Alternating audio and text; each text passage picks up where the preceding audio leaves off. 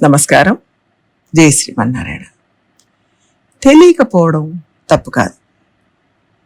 నిత్య జీవితంలో మనం అనుభవించే ఒక విషయాన్ని మనం ఎలా స్వీకరించాలి, ఎలా దాని నుంచి బయటపడాలి అని చూద్దాం.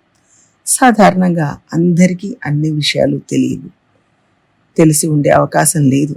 కొందరికి కొన్ని విషయాలు తెలుస్తాయి. అంత మాత్రాన ఒకరు ఎక్కువ ఒకరు తక్కువ కాదు.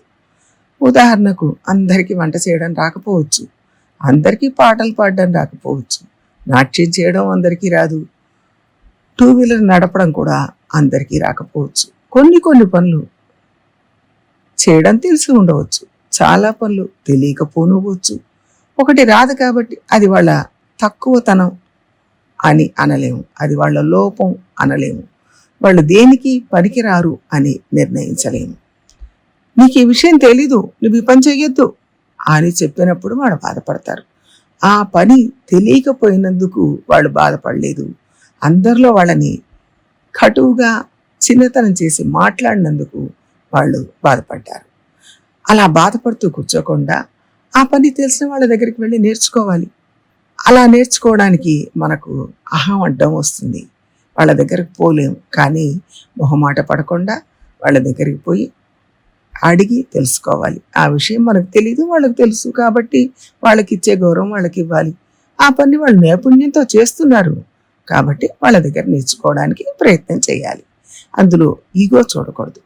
అలాగే ఒకళ్ళు మీకు ఈ పని రాదు అన్నంత మాత్రాన బాధపడకూడదు, కోపం తెచ్చుకోకూడదు. ఆ పనిని నేర్చుకొని సాధించి చూపించాలి. ప్లంబింగ్ చేసేవాడికి ఆ పని తెలుసు, కానీ ఆయనకి ఎలక్ట్రికల్ వర్క్ రాకపోవచ్చు. ఎలక్ట్రీషియన్కి ఎలక్ట్రికల్ వర్క్ బాగా వచ్చు, చేయగలడు, కానీ ప్లంబింగ్ విషయంలో ఆయనకు అనుభవం ఉండదు.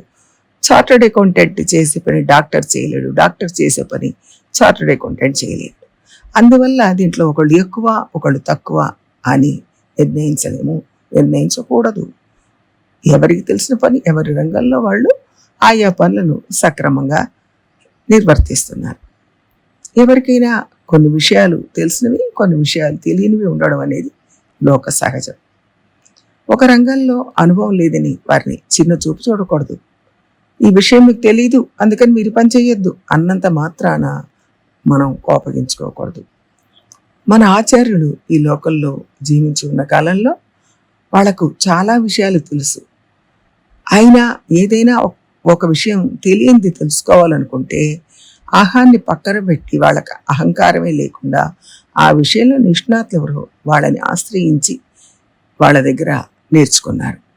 మన ఆచార్యులు పురాతన కాలంలో ఉన్న రాజులు తమకు ఎన్నో విషయాలు తెలిసినా తాము చేయగల వాటిని, తగిన వాటిని మాత్రమే చేశారు, అన్నిటినీ చేయలేదు. విశ్వామిత్రుడికి తెలియని విషయం అంటూ లేదు. ఆయన ఋషి కాకముందు రాజుగా దేశాన్ని పరిపాలించిన వాడు, జన్మచేత క్షత్రియుడు, అనేక అస్త్ర శస్త్రాలు సేకరించుకున్నవాడు, వాటిని ప్రయోగించడం తెలిసినవాడు, అరివీర భయంకరుడు. అలాంటి వాడు తన యాగ సంరక్షణ కోసం రాముణ్ణి పంపించమని దశరథుడి దగ్గరికి వచ్చి అడిగాడు. దశరథుడు తన కుమారుణ్ణి పంపించడానికి సందేహించాడు. అప్పుడు వశిష్ఠుడు ఇలా చెప్తాడు, విశ్వామిత్రుడికి తెలియని విషయాలు లేవు, ఆయన దగ్గర అనేక అస్త్ర శస్త్రాలు ఉన్నాయి, రాముణ్ణి ఆయనతో పంపించండి, ఆయన తనకు తెలిసినవన్నీ రాముడికి నేర్పిస్తాడు అంటాడు. అంత తెలిసిన వాడే రాముడిని తీసుకువెళ్ళడం కోసం, రాముడి సహాయంతో తన యాగాన్ని పూర్తి చేయడం కోసం దశరథుడిని యాచించాడు.